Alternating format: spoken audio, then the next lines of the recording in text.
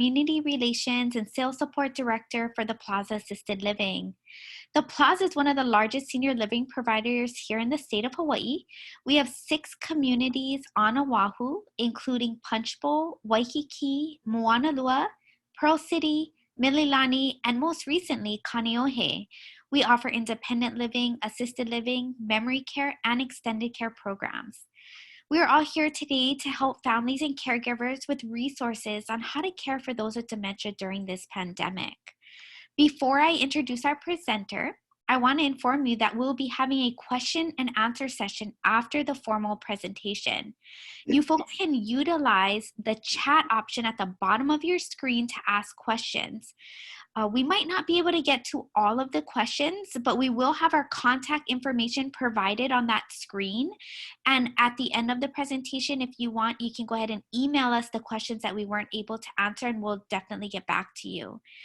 We will be also recording this presentation, and it will be provided a link on our website probably no later than Monday, May 18th. You guys can access that conference or our webinar on our website. I would like to introduce our presenter, David Troxel. David is a co-author of 6 influential books on dementia care, including a new book, The Best Friends Approach to Dementia Care, with Virginia Bell. He is a past executive director of the Santa Barbara Alzheimer's Association and has been on the executive board of the American Public Health Association. He is currently a writer and a consultant in the field of long-term care and serves as the dementia care consultant to the Plaza Assisted Living in Honolulu. Thank you, David. Thank you, Ray. It's great to be here. Aloha from Sacramento, California. And I wish I could be with you in person, but we will hope that better days lie ahead. But I just wanted to share again my heart and affection for all my friends in Hawaii and what a beautiful place it is. I've spent many, many weeks over my life in Hawaii and look forward to coming back again as soon as I can. So in today's webinar, we're going to do quite a bit. We're going to try to pack in a lot in an hour. Those of you who've met me know that I always like to, give a rich, full presentation. And so we'll talk a bit about Alzheimer's disease and dementia, just to cover a couple points about some healthcare issues. We'll talk about best practices for enhancing quality of life that I think are particularly important right now when there's such an emphasis on healthcare. We also have to remember that people with dementia need socialization, affection, programming to also lift them up, in addition, of course, to good health care. We'll be having some tips for in-home caregivers, and for many of you who are professionals navigating the COVID-19 crisis, talk a bit about some ideas of things you can do that aren't overwhelming, but I hope will give you a toolkit for success. Again, some stay-at-home activity ideas with a little bit of aloha spirit mixed in. And then just some final thoughts about self-care. Myself, I've been a family caregiver myself to my mom, Dorothy, who passed away in 2009. And I know how tough it is in the best of times. And we know that, of course, right now it's particularly challenging for lots of reasons. So again, hopefully you'll leave this webinar today with some good insights and some very practical ideas about how to navigate this journey right now.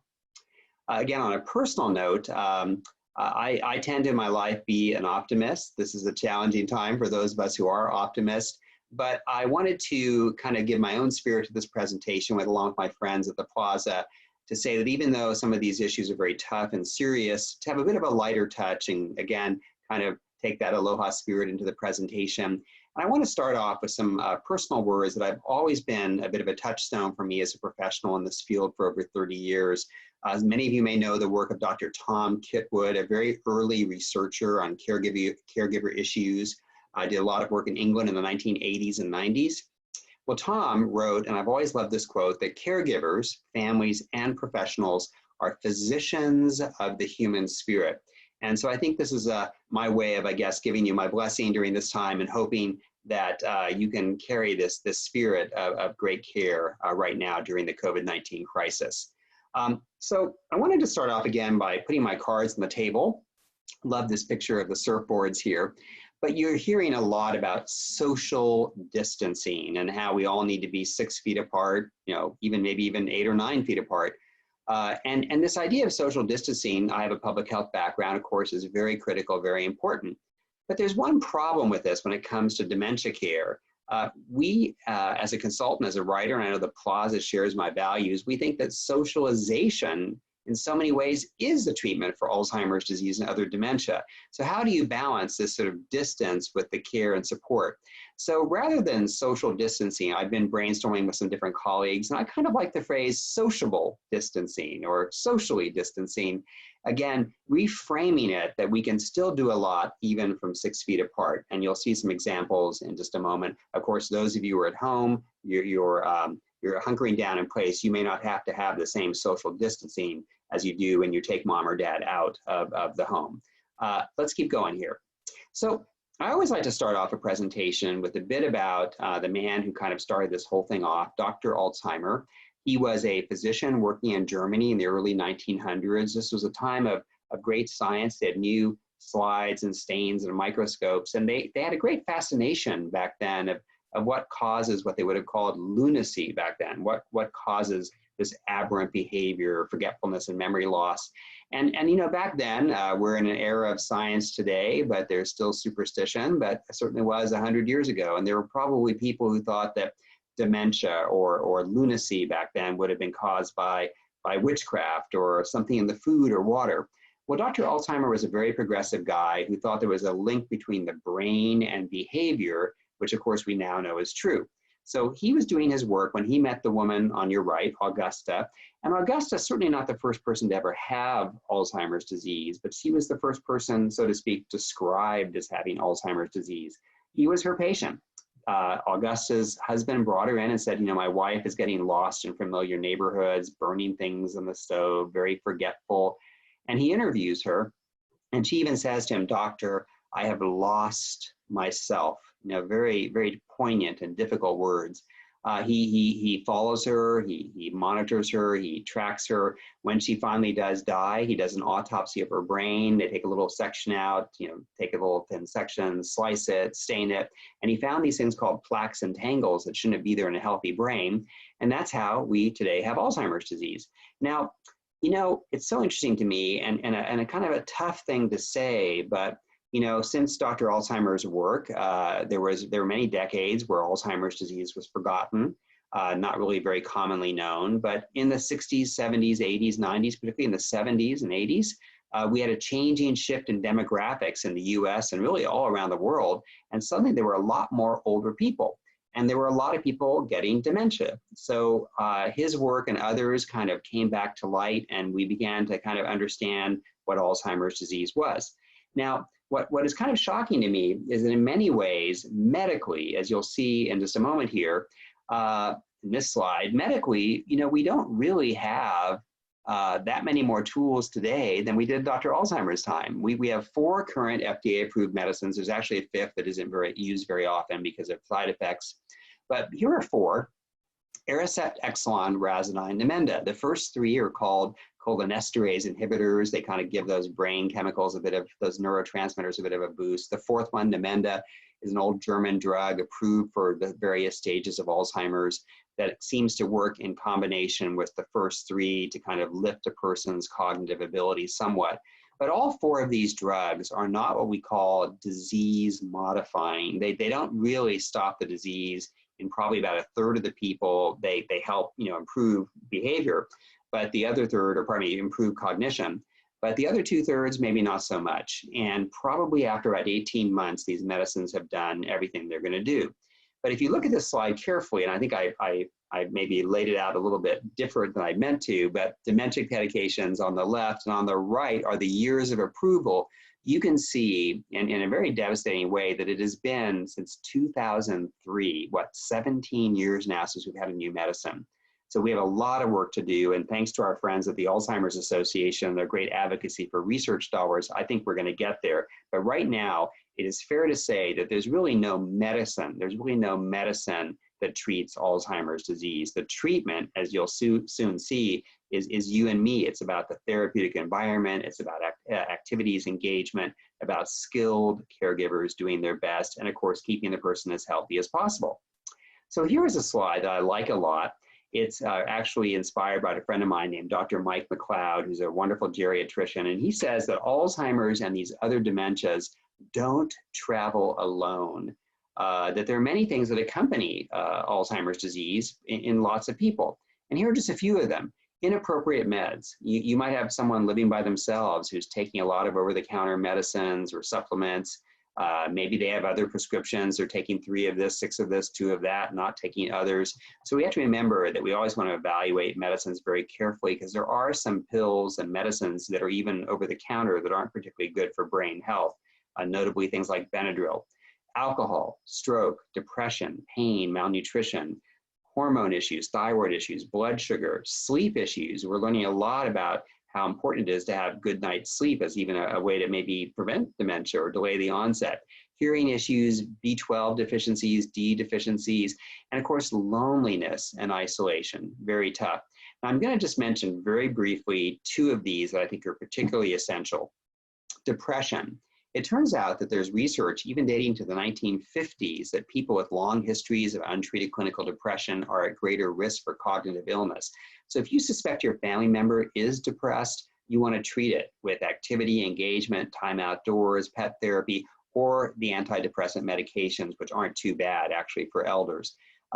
You'll be hearing about this fairly soon, but the Plaza Assisted Living is doing their 3rd annual Hali'a conference, the Alzheimer's conference. We're doing it virtually this year on World Alzheimer's Day, September 21. One of our speakers is a very distinguished geriatric psychiatrist. She'll be talking a lot more about medicine, so stay tuned for that. So depression is something to watch for. Also pain. You know, sometimes when there are really challenging behaviors, particularly things that spring up rather quickly, I think it's because we're missing the pain. You see, a person with dementia, they can't always tell you they have a bad toothache or they're in pain. Instead, there are behaviors that are suggestive. So watch out for depression, pain, and remember that sudden changes, this is an important concept for those of you who are at home, sudden changes aren't typically the dementia process. It means that someone's sick, they're in pain, they have a urinary tract infection. All of those things are very important. So as you look at this slide, remember that there are things that are treatable that left untreated make everything worse. So we want to keep our mother, father, brother, sister, partner, whoever it is, with dementia as healthy as possible. So I wanted to, again, as I'm kind of throwing a lot in this 1-hour presentation here, talk a bit about, you know, a challenge I'm hearing from a lot of caregivers at home right now, behaviors.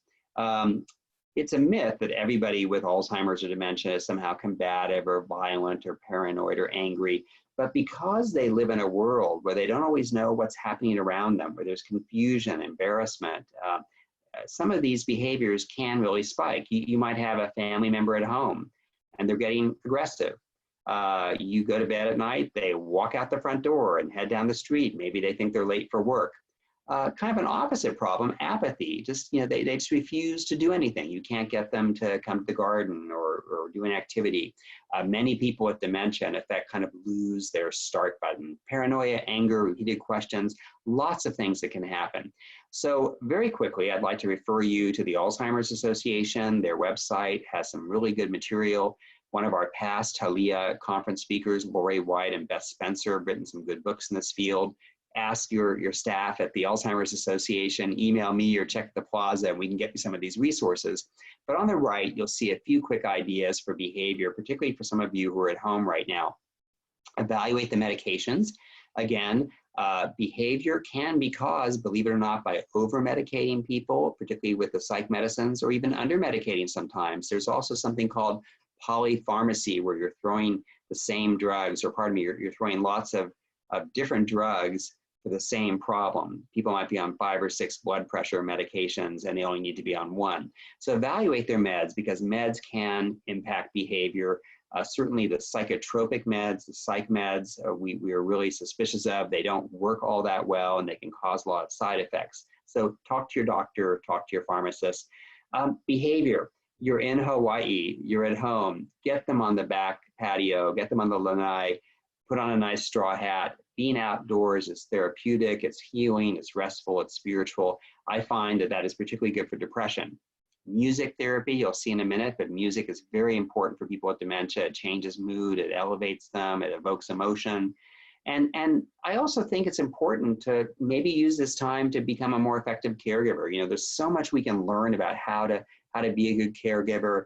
And certainly one of the basics is not arguing, not correcting. It's so tough. But if mother says President Eisenhower is doing a great job, you want to say, Mom, I like Ike too, not what's wrong with you, he's dead. So letting go of these things. Life story work, we'll cover a bit more about this in a minute. But this is a great time to really think about what your family members' life has all been about, what their preferences are. And if they're having behavior, like my mother, Dorothy, loved Earl Grey tea with milk, give her Earl Grey tea with milk. If someone loves chocolate, get them their chocolate. If someone likes to be in charge, likes to be busy, give them a project to do. The life story can give us clues. And of course, the approach. Build self-esteem, give lots of compliments. Dad, I can't believe you won the Teacher of the Year in Honolulu for 5 years in a row. You're a remarkable guy. You helped a lot of people.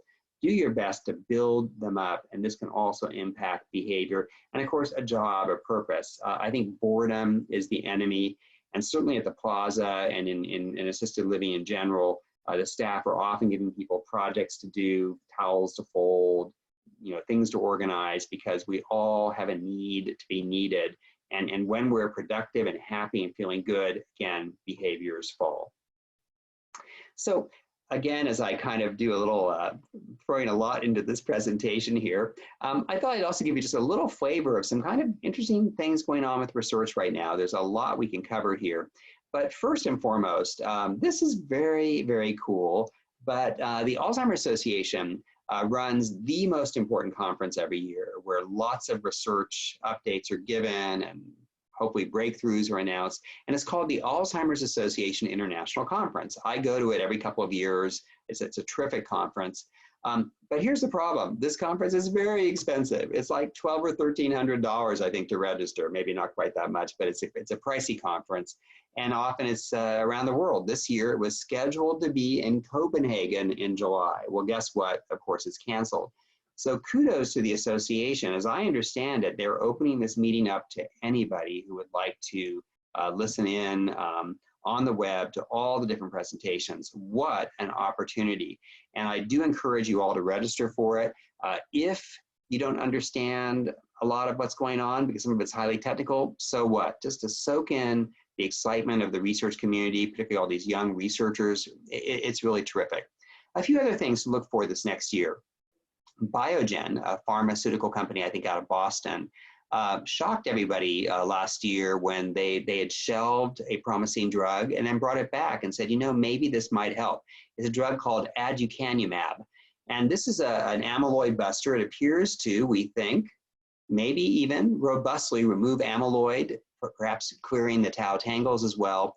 And a sustained high doses may modestly slow decline in early stage people.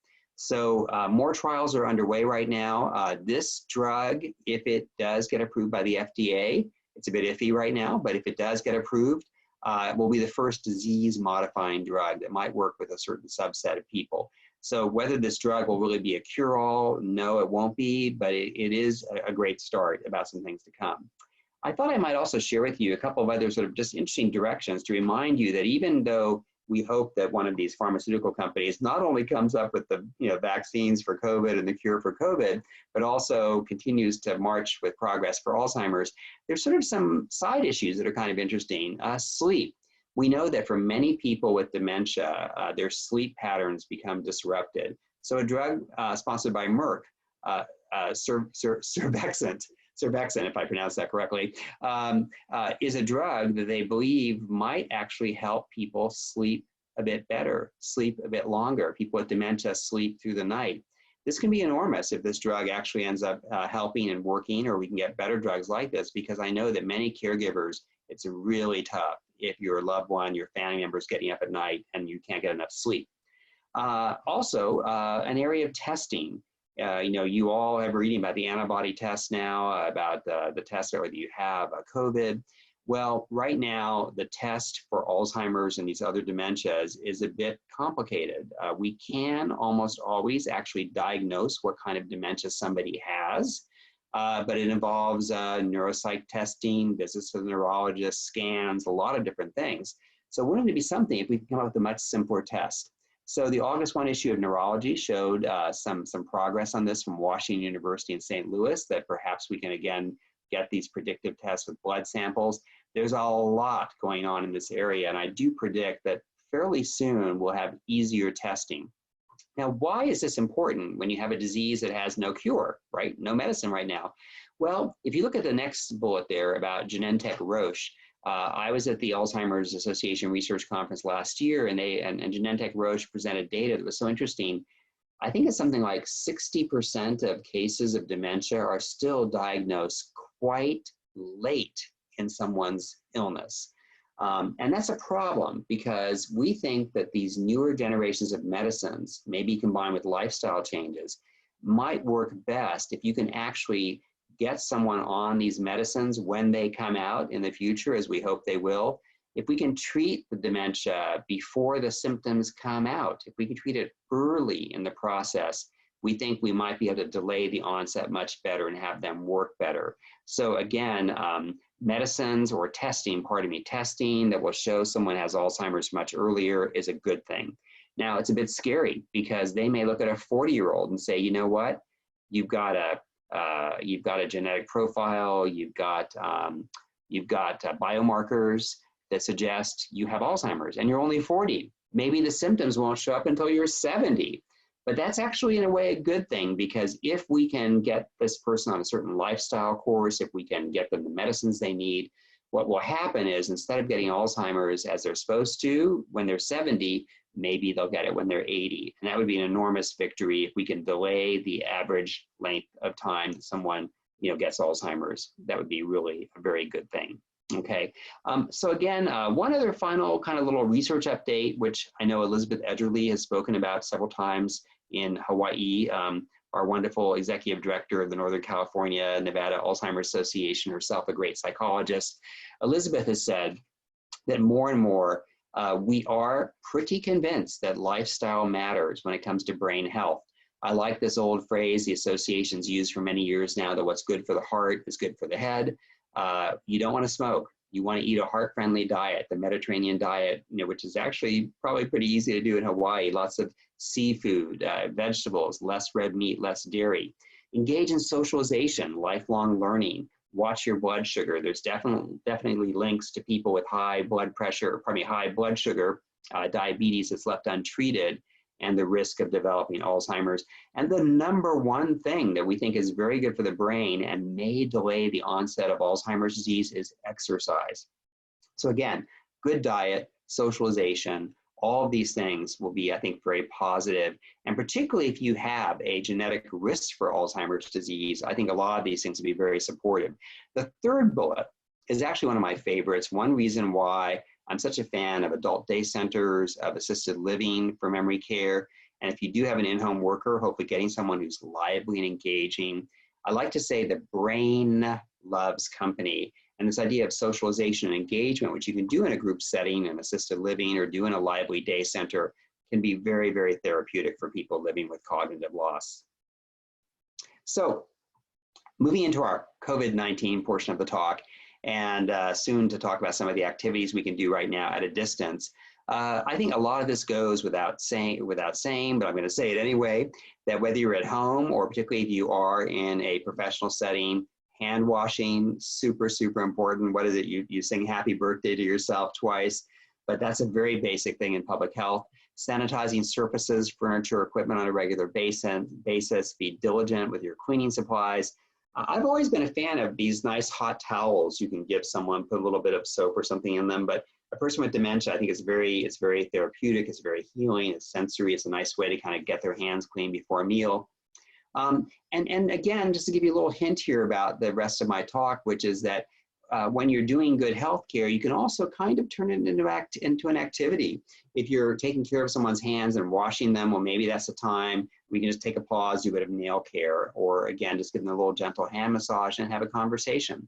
The Plaza and many other companies are also practicing the last bullet, which again, for infection control, trying to have dedicated staff within a memory care neighborhood so that you don't have staff working in lots of other settings, full-time staff.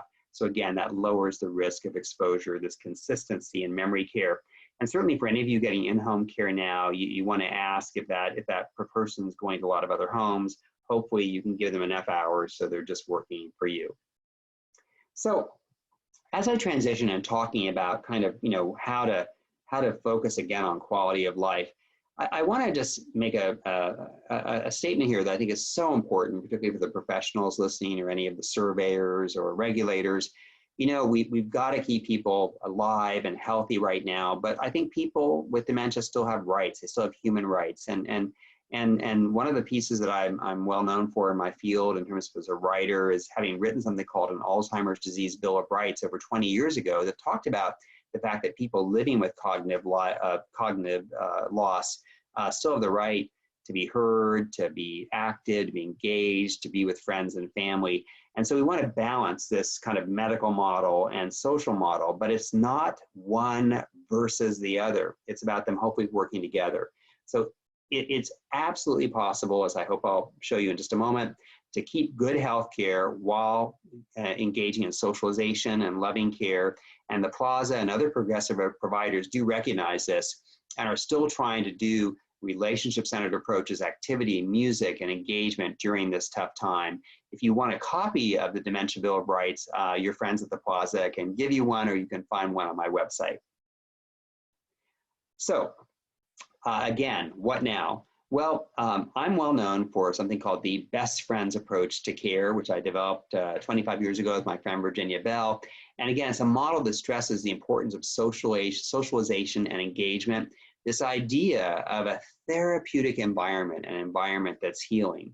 And the Plaza, I'm very proud to say, is the only provider in Hawaii that has formally embraced my work and has a series of master trainers and very much lives and breathes this model of care. So what does a great day look like under normal circumstances before COVID? Well, here it is. And I'm going to argue that a lot of these things you can still do, maybe not everything, but art, conversation, creative activities, exercise, learning, growing, doing trivia, music, laughter, being outside, animals, word games and trivia, spiritual care, and of course, using their life story. You see, when you tell someone that you value them, when you give them things to do, when you enjoy music and exercise, it's very healing. And it allows them to, I think, be in a better place emotionally with their dementia. And I think it really fosters cooperation and great success.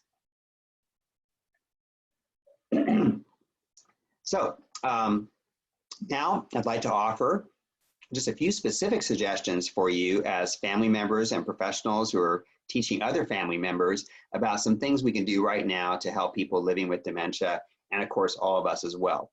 Well, I have to make an argument here for unplugging a bit from the news. And I think a lot of us have done this anyway.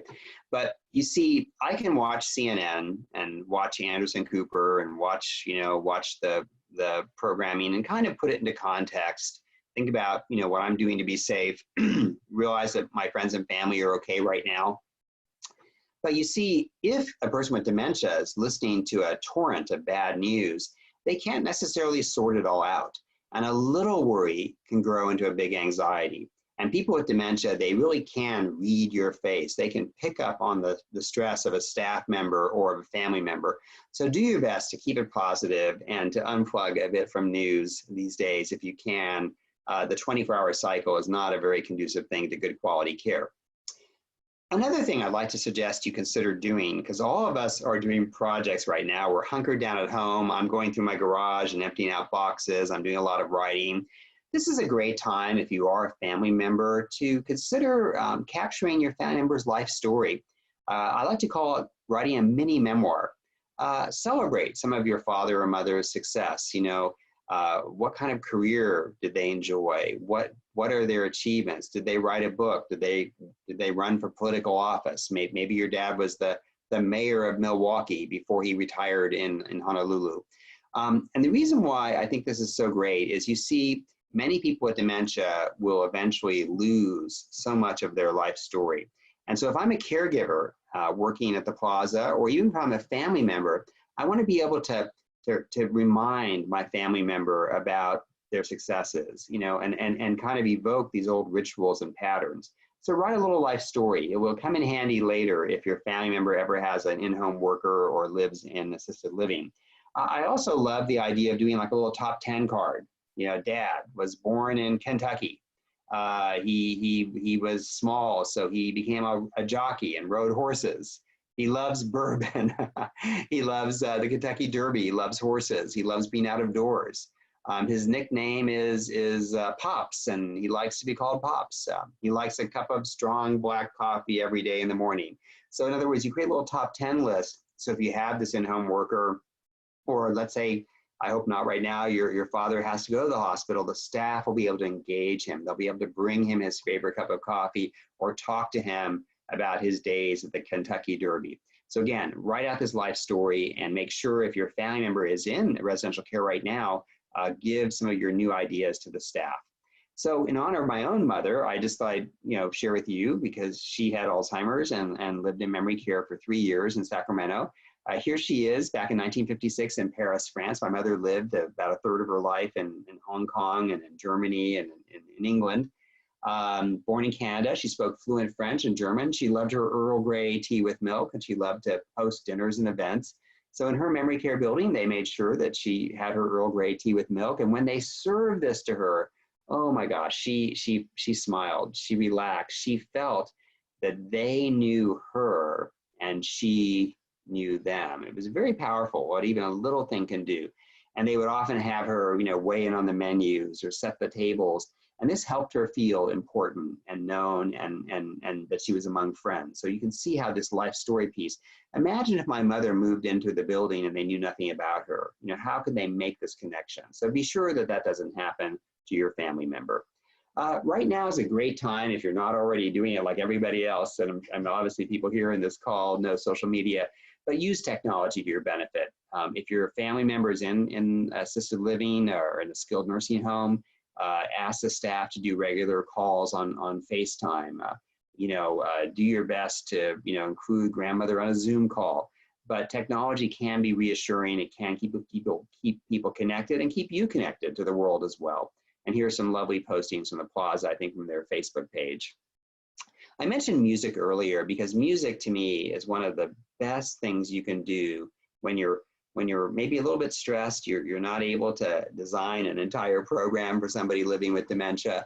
But the thing about music that's remarkable is it turns out that song lyrics and music actually live in a different part of the brain than words and language. And I'm sure a lot of you have noticed that your family member may struggle with lots of everyday words and language, but may know all the old song lyrics, right? So get a great music player in their bedroom. Play Louis Armstrong's Wonderful World to them if they love that song, or some Hawaiian music. It does help them do much better. And one of my personal heroes, Dr. Oliver Sacks, who sadly passed away a couple years ago, a very renowned neurologist, a writer, fascinating guy. He said, music can lift us out of depression or move us to tears. But for many of my neurological patients, music is even more. It can provide access, even when no medication can, to movement, to speech, to life. To them, music is not a luxury, but a necessity. So add music programming wherever you are. One family member I know, she wakes her dad up in the morning with some lovely music, and he perks up, he wakes up. She said she dances him into the shower, and the music has actually helped her get the personal care done in a much better fashion. So what else would be a good thing to do right now with the COVID crisis underway? Well, in general, I think people with dementia still have a need to be needed. They like to be in community. And so if there's something you can do to help the first responders in Hawaii, all the nonprofits are struggling right now. Maybe do a little project with your mom and dad, or your husband, wife, partner, brother, sister, whoever it is. One of my favorites, because it's tactile, it's easy, is making dog biscuits for the local animal shelter. And you can even say, hey mom, I heard the local ASPCA, the local animal shelter, is really struggling. I don't know, it possessed me, mom, but I promised we'd bake 200 dog biscuits for them this month. Would you please help me? I could sure use your help. And again, maybe mom can help you mix and lay them out and bake them. And you could even maybe drive and drop them off with social distancing and help people feel purposeful and productive. Again, it builds self-esteem, it reduces behaviors. And it's something I think also, if you're living at home with maybe 3 generations under the roof, what a lovely family project to do. I know we've done this at a number of the Plaza buildings over the years. I think I've covered this topic pretty well. but get outside. My gosh, you live in Hawaii. Again, I think being outside is sensory, spiritual, and does help depression and enhance behavior, and is easy. Get some nice straw hats. Exercise. There's actually research, as I mentioned earlier, that people who exercise regularly may get Alzheimer's disease later in life than people who don't. And if you have Alzheimer's disease, there's some evidence that keeping people active and physical might actually slow the disease down. So I recommend it twice a day. Again, indoor walking, consider some online yoga exercise classes, doing it with your family member. I think it's good for all of us. Tai Chi, chair yoga, but try to keep your exercise program going even if you're at home right now. Now, this is one of my favorite things to do with people with dementia, and sometimes people are so surprised by this, but I love learning. I love learning new things, and I love learning it sometimes with people with dementia. So if I were in Hawaii right now, maybe with my aunt and uncle, and maybe I knew my uncle loved to surf, I might get on the internet and learn some trivia about the famous Duke and his invention, I guess, of longboard surfing. And maybe just got a lot of fun pictures and tips about the history of Hawaii, about Diamond Head, about surfing, and actually do a little class or read it and learn it together with my family member with dementia. Now, you might say, well, David, what's the point of that if he just forgets it in 30 minutes or an hour? Well, he might, but you see, in the moment when you're learning about Hawaii, when you're kind of teaching a little class on something, in the moment, your family member with dementia still enjoys the experience of learning, even if they forget it later.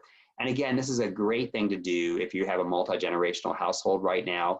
I think it'd be a very cool thing to ask your teenagers or your elementary school kids, even if you would write up a few classes or little fact sheets or trivia cards for grandmother right now. I think all of this is really fun, playful, life-affirming. Again, word games. My mother-in-law has Alzheimer's, and she's living in assisted living and memory care right now. And I'm amazed how good she still is with language.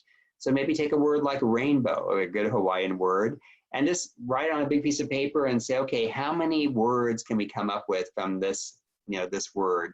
And keep a running list for the week. So maybe it's rain and bow and win and one and in and nib and bin and bane.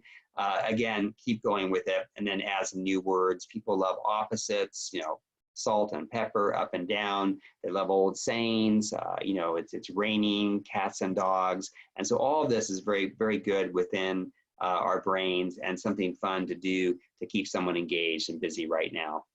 And I'm also very proud to suggest that, activities, particularly in a professional setting and an assisted living setting, it's more than what is on the calendar, okay?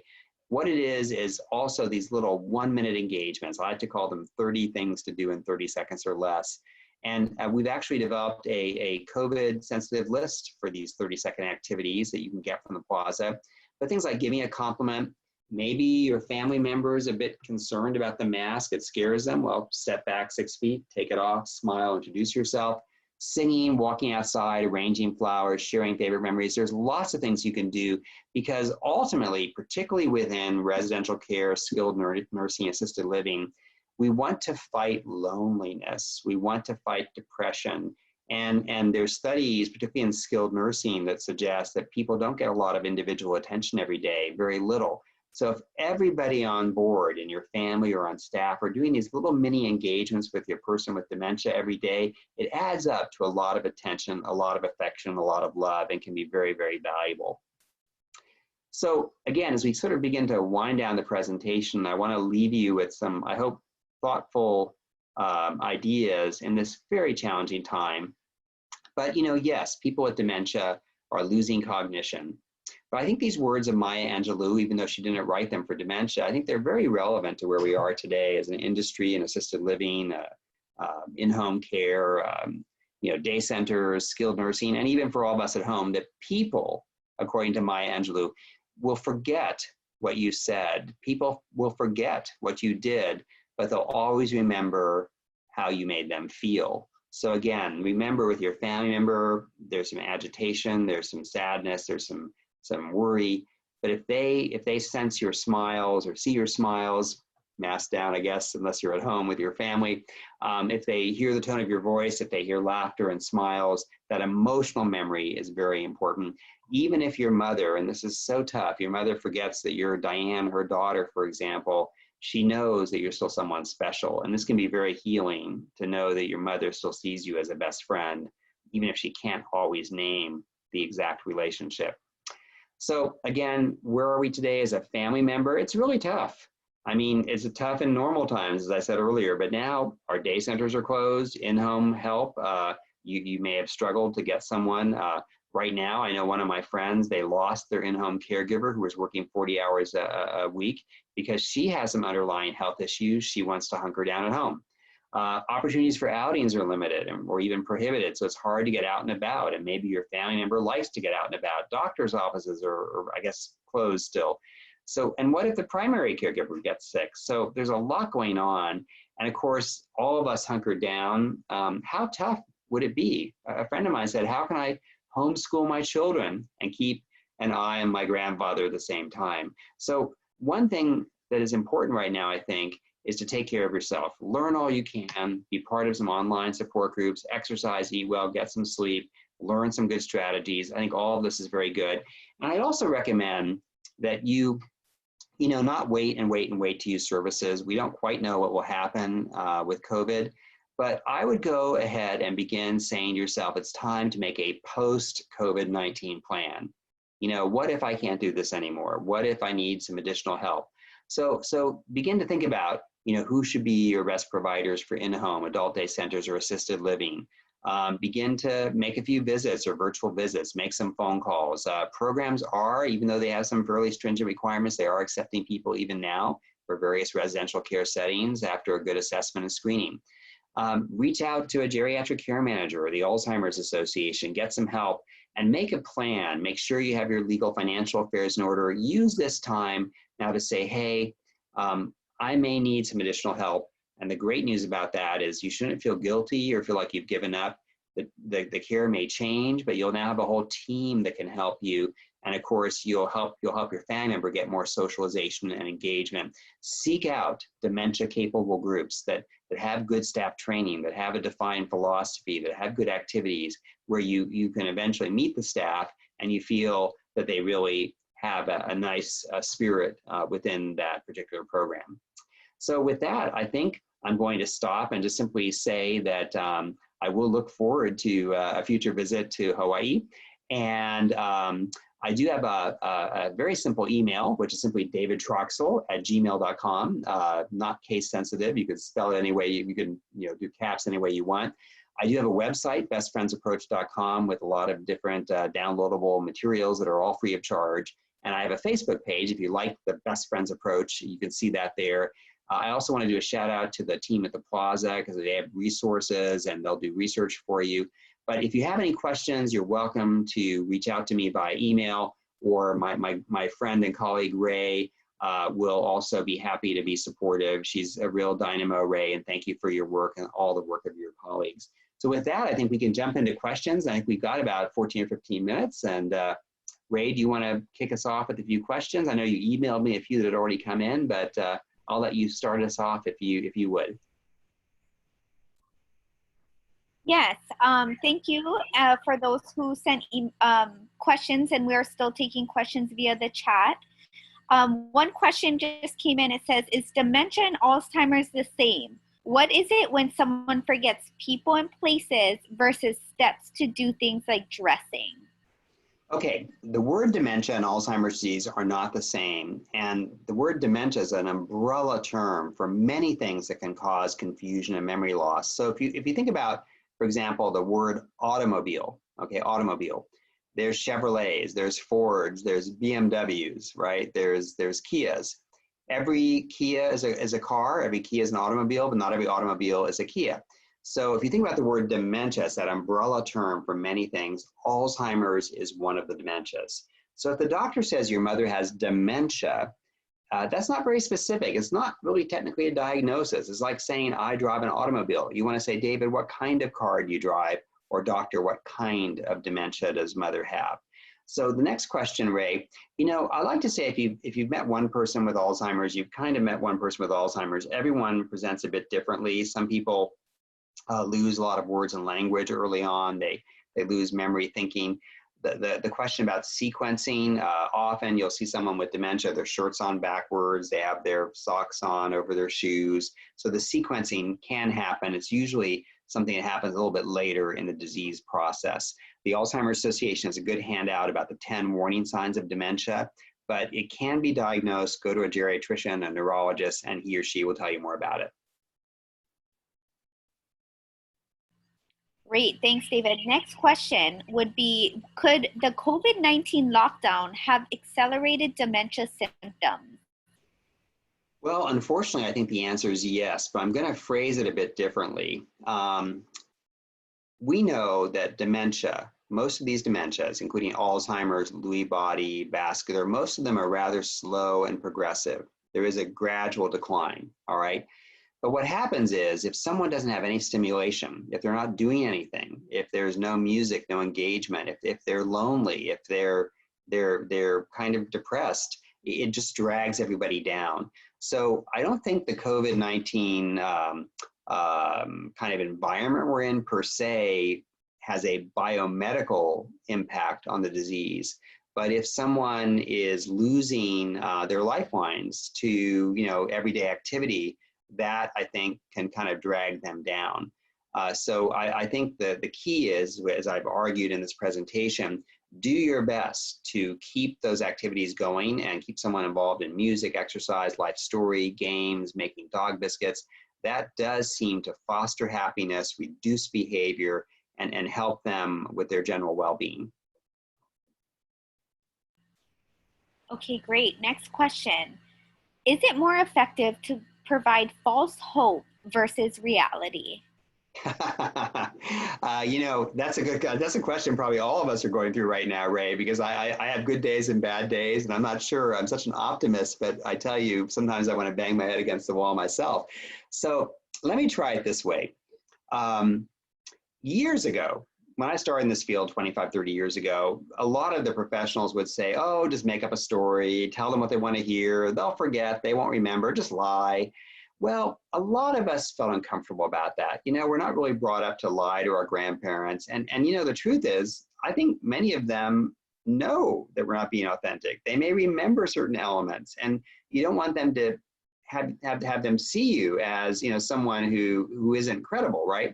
So I think what I would recommend in this case is just trying to be more affirmative and positive. So you might say something like, gee, Mike, we are in a tough time. There's this bug going around. And yeah, right now we really are having to be careful and make sure I don't want to give you my bug if I have it. But gosh, Mike, there's a world of researchers and attention going on right now. And I'm optimistic that we'll find an answer. So I think they are reading the tone of your voice, Ray. They're listening for a message. I would encourage some of the families to actually get a script together, kind of almost write out some cards. What do you do when mother says, how come no one visits me? And actually have a bit of a script there. So I do think it's life affirming to be as positive as you feel comfortable being, to not give every detail out. You don't want to say, oh my goodness, mother, 3,000 people died around the world today. You want to try to keep it upbeat and positive, but I would not give false hope per se. I think I would just be hopeful. Okay, next question. What does medication do for dementia patients? Okay, well, I'm not totally sure what they mean by medication, but let me try two approaches. The current medicines that are approved for Alzheimer's disease and other dementias, they boost the neurotransmitters in the brain, they kind of improve a bit of cognition, and they're very modest in what they do, but the good news is they don't have side effects that are serious. So I am a fan of trying Aricept, Exelon, Razdyne, then you add Namenda. That combo therapy seems to work best, particularly early on. That's a positive thing to do. When it comes to other medicines, like the psychiatric medicines, the atypical antipsychotics, there are a lot of problems, because if someone has behaviors and you medicate them with psych medicines, what happens is you're also sedating them. They're more prone to falls. They're not moving as much. There's even some warnings about the atypical antipsychotics causing heart issues. So because these medicines really don't work all that well, I always try some different approaches. So for example, maybe someone has paranoia. You look at their house, it's dark, it's cluttered. Maybe it happens, maybe their paranoia is spiking late in the day. Well, that's a case where perhaps getting better lighting, opening the curtains, decluttering the house a bit can impact behavior. They say behavior communicates a message. So you always want to see what's going on. And sometimes you can just provide verbal reassurance. There's a dementia called Lewy body where hallucinations common. Again, letting someone know you understand what they're experiencing and you're there for them. So, I have to say maybe ultimately when it comes to psych meds, hugs are better than drugs, Ray, even if we can't quite hug right now with COVID. Yes, that's right. Okay, another question. Is the patient aware of their diminished mental capacity? I tell you, you all in Hawaii have some great questions today.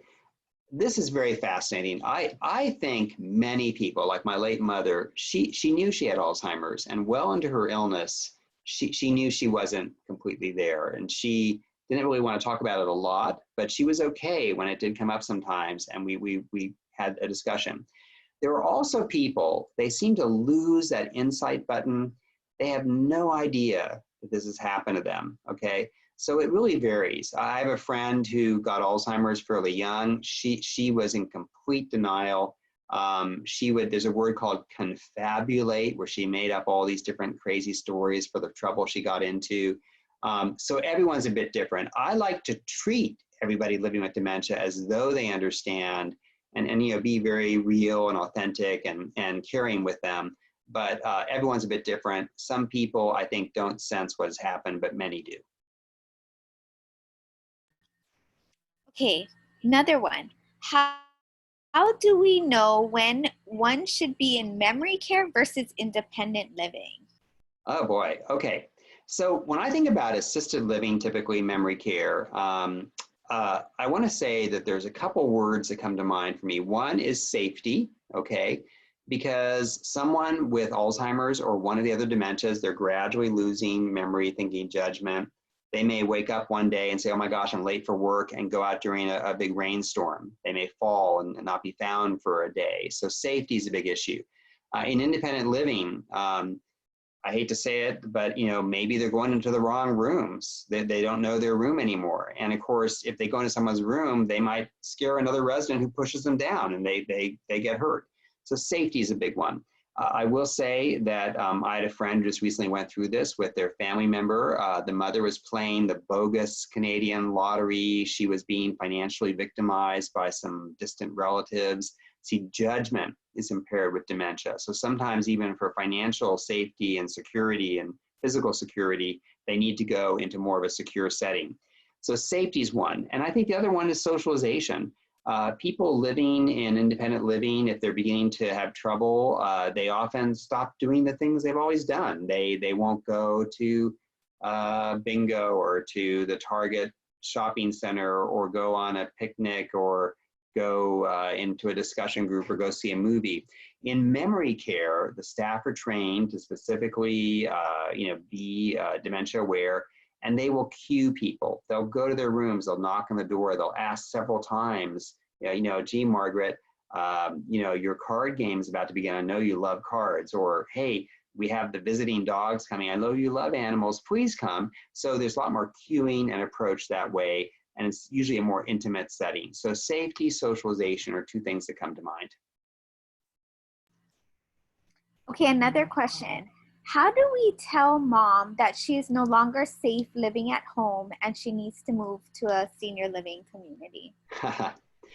Okay, well, again, everyone's a bit different. I think certainly you can start with the truth and see what happens. And perhaps there's some trusted party, a minister, a family lawyer, a banker, or maybe one person she relates to. And I think sometimes you just have to get on message, Mom, the doctor wants you to make this move. It just isn't safe for you anymore, and we found a nice place, and here it is. I've had families who kind of just almost pick someone up and take them to their new home and explain it that way. It's not my first choice, but it can happen that way. You are doing it in their best interest. But because people's judgment's impaired, if you said to most people, hey, mom, how about you leave your house? Let's move to memory care, almost everyone's going to say no. So try a respite stay, be authentic, be honest, make a game plan. I will say that sometimes you almost have to wait for the inevitable emergency. Maybe mother has a small, hopefully not serious car crash. Maybe there's a flood at the house, and then maybe she gets sick and has to go to the hospital. Then you can move her to memory care and say, mom, the doctor wants you to be here right now. You need to build your strength.